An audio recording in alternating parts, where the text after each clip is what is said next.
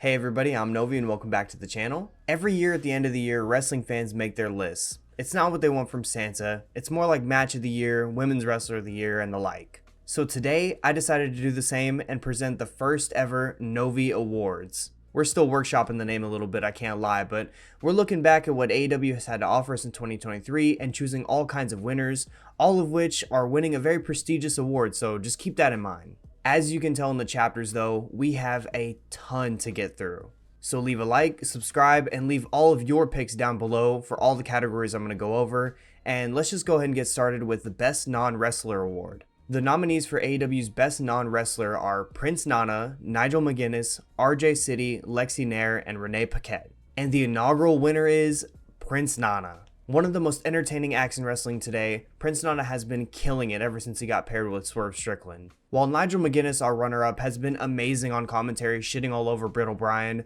the way Nana has taken such a small role in the grand scheme of things and made the most of it, elevating the Mogul Embassy and Swerve altogether, is just too special to pass up on. His comedy is natural, it doesn't feel forced, and it's a very welcome addition to Swerve's ever so serious character. It's things like the Nana dance, we in, the money, and the reaction to Hangman saying he's gonna steal his weed, that it makes him so endearing. Swerve's goofy, charming sidekick is the blueprint for how to get your act over as a supporting role, no matter how much time you have. Next up, the nominees for AEW's Most Improved Wrestler of 2023 are The Guns, Julia Hart, Wheeler Yuta, Sky Blue, and Billy Starks. And the winner is Julia Hart.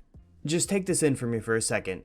Julia Hart is 22 years old with a little under 4 years of in-ring experience, and she's already this good. Her growth has been steady and consistent, where in each match she adds a layer to her moveset or fights with that little bit of extra intensity what you need to make a character like this work. The way she's learned to balance her graceful gymnastics and heated striking has been an absolute joy to watch, and it feels like over time she's getting more and more confident. Not even just more confident in the ring, she's also embraced her character to the fullest and looks extremely self-assured whenever she's coming out there. Through all of this, she's become one of the most over women on the roster, maybe even one of the most over acts on the roster, with an aura that not many people that are 22 years old have. Maybe the most impressive achievement from anyone in AEW all year was her match against Chris Statlander at WrestleDream, where she went out there and in the only women's match in the entire card, she looked like she belonged. 1 year ago, people would have said it's insane to put her in a spot like that, but then they did, and she looked like she fit right into the atmosphere of the top AEW women's roster. She's so young that I could see her being nominated for this award again next year and maybe even winning it again because she still has a ways to go, but I'm really excited to see how this TBS title run shakes out, and I'm really excited to see what 2024 brings for Julia Hart. The nominees for AEW's Best on the Mic is Samoa Joe, MJF, Bryan Danielson, Christian Cage, and Jon Moxley. And the winner is Christian Cage. Christian has been on another level as a heel because he plays into that douchebag role so well. You can't wait to see him get his comeuppance, and that's exactly what you should do as a heel. And he primarily does that on the mic, where I think he might even be untouchable as a heel, because think back at all the iconic moments that he's done this year, like the go fuck yourself line to Adam Copeland, how he went off on Nick Wayne's dead father, and how he's become the father of the year to Nick Wayne, no less. I think maybe the only people who come close to him on the mic is the runner-up for this award, Jon Moxley, who deserves a ton of praise as well. He's one of the best at making all of his matches feel like the biggest thing in the world, whether that's just to himself or to the broader audience. Whether he was by himself in a stairwell or standing alongside the BCC,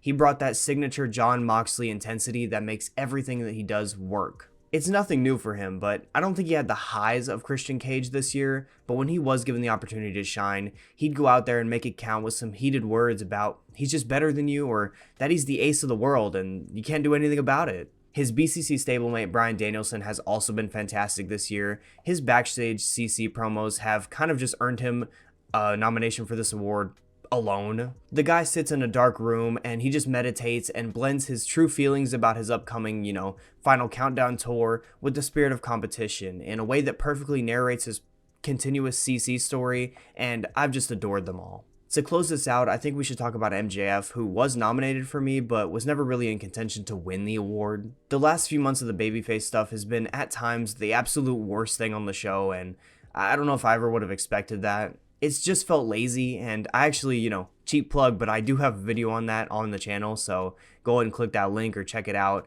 But there have been a few instances of greatness by MJF. I mean, there always is, but there's just so much shit that's happened in the last few months. I mean, those instances have barely kept him on this list. Hopefully next year he renews his focus and comes back stronger on the mic, because I know how good he can be. I think everyone does, and that's just the quality that I want. One more thing on our winner. I feel like I haven't talked about it enough, but if you go back in this year and you think about all the iconic promos and think about all those moments, I feel like Christian Cage is involved in a lot of them, and for that reason, he just deserves this award wholeheartedly. The nominees for AEW's Most Underutilized Wrestler of the Year are Athena, Kenny Omega, Willow Nightingale, Konosuke Takeshita, and Daniel Garcia. And the winner is Konosuke Takeshita. From the second I saw Takeshita in AEW, I got behind him as the next big thing, as many others did. The year actually started off pretty great with him facing Danielson and MJF in matches that absolutely displayed his potential as a top guy in the company. It was clear he wasn't fully built up yet, and I was willing to give him a shot because,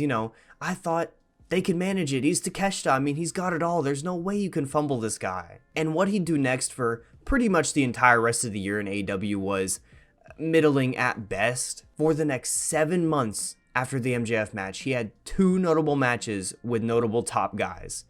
One with Sammy Guevara and the other with Bandito. Both were good matches, but that's just a crazy thing to do with a young guy who went out there and proved he can hang at a main event level twice at the beginning of this year. Then we go and remember the other thing he did this year, where he got paired with Don Callis and eventually became the centerpiece of the Don Callis family, who feuded with Kenny Omega and eventually Chris Jericho. For some odd reason though, the story just became all about Don Callis, and Takeshita was left in the background, and instead of Don Callis using his heat to establish Takeshita as a new heel, because that's what he was at this point, they just did nothing with it, and now it's kind of petered out. The match with Kenny Omega at All Out cannot go without mention because that match was really great, but everything else this year has just been a disaster given the expectations everyone had at the start of this year after the Dragon and MJF matches. Takeshita is a main eventer. I think a lot of people see why that's clear, and throughout 2023 he's been treated like a background character to fucking Don Callis, and now feels as directionless as one can feel.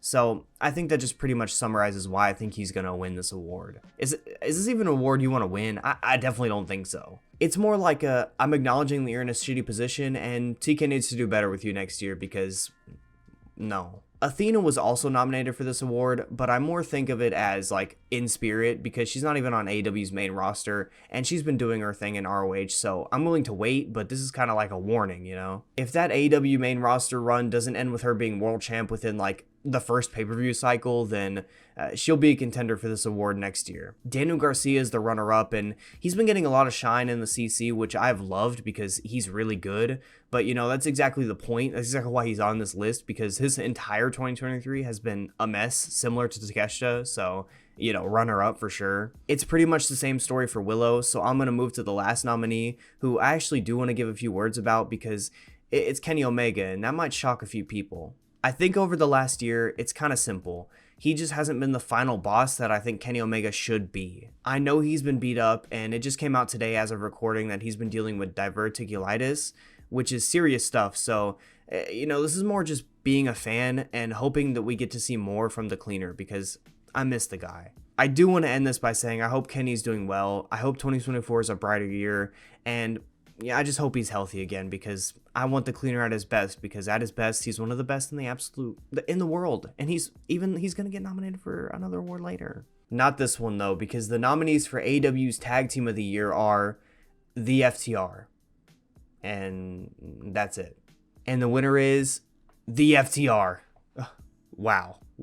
Real stunner here. Simply put, the AEW tag division is an absolute mess, and I don't really think anyone deserves to even be nominated for this award. I mean, if we're being honest, FTR kind of barely deserves a nomination themselves, but if you have a match that good with Bullet Club Gold's Juice Robinson and Jay White, I mean, that's going to get you on here, so I'll let it go. Like I said though, this division is a mess, and in 2024, they have got to get their shit together. At one point, you could argue that tag wrestling was the most important thing on AEW, but nowadays, I would even think it might be under the women, who they definitely don't give a fuck about. The returns of Private Party, Top Flight, and potentially heel Young Bucks has me optimistic for 2024, but please just do what you were doing in 2021.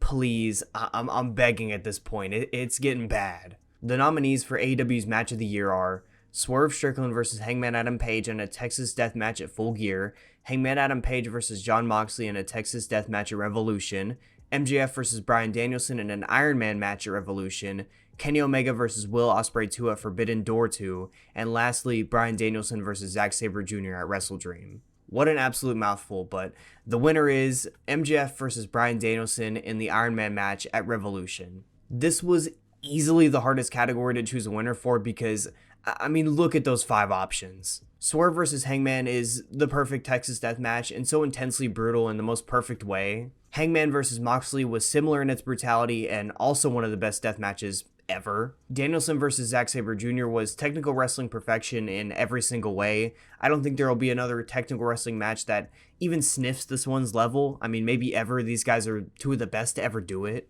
Then the runner-up, Omega versus Ospreay 2, it was the perfect follow-up to their match at Wrestle Kingdom, which is still the match of the year overall, by the way. Just like the first one in Japan, this was insane. It was physical, maybe even more so, but it was filled to the brim with such incredible spots like the Stormdriver 93 where Kenny just gets dumped on his head. The Kenny Omega One-Winged Angel kick out at 1 is one of those videos where it's like, the SmackDown roster in 2008 was stacked. Because I get it though, it's probably the best kick out ever. But even after recounting all of those incredible matches, which they are all so special in their own individual way, and that's really what makes it hard, I had to go with Danielson versus MJF because for 65 minutes, those guys just had me absolutely locked in. That's not to say any of the other matches didn't, but for an Iron Man match that goes that long, I mean, it's just insanity. MJF is a fantastic wrestler, and it was kind of during that period where people were forgetting, but don't ever forget that MJF is really good.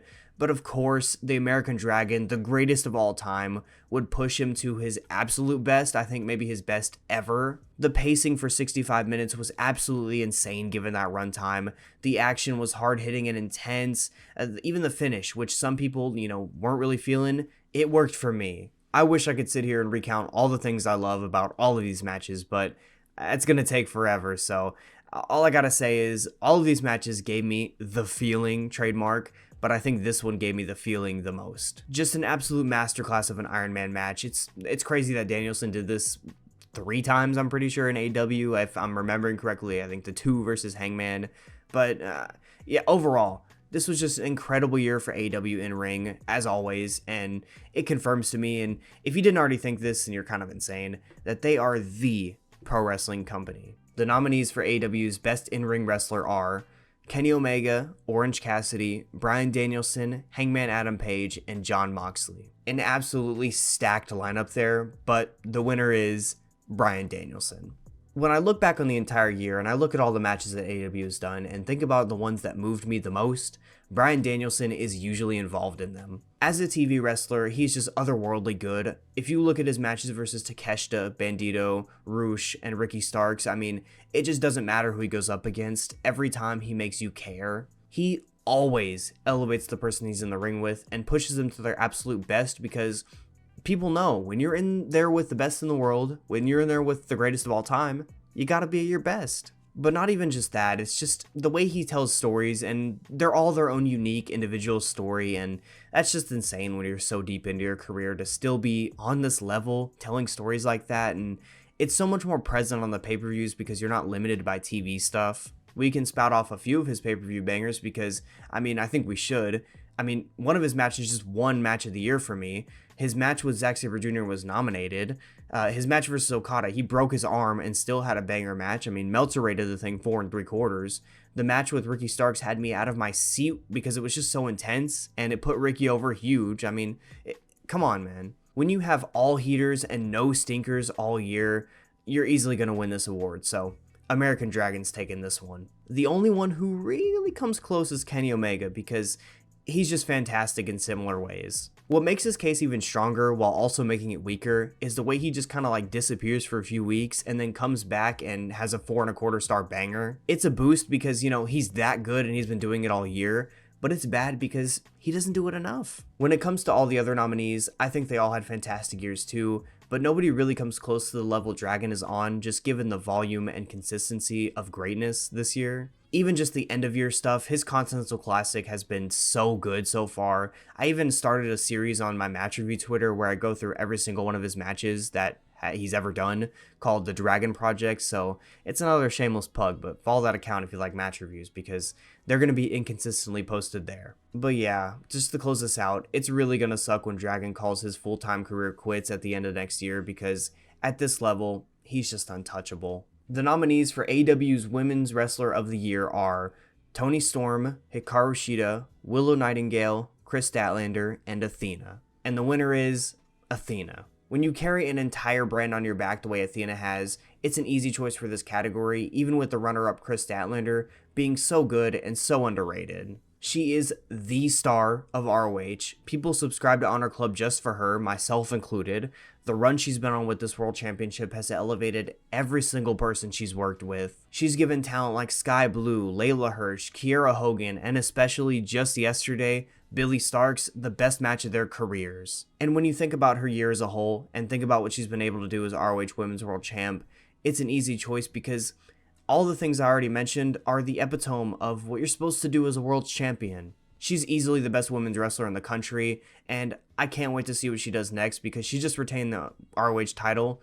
But hopefully next year she does get to go up to AEW and show a more broader audience what she can do, because I promise she's incredible. Our final category, the big boy category, the one everyone's been waiting for, the nominees for AEW Men's Wrestler of the Year are MJF, Bryan Danielson, Kenny Omega, Jon Moxley, and Orange Cassidy. And the winner is, in potentially a shock to nobody, Bryan Danielson.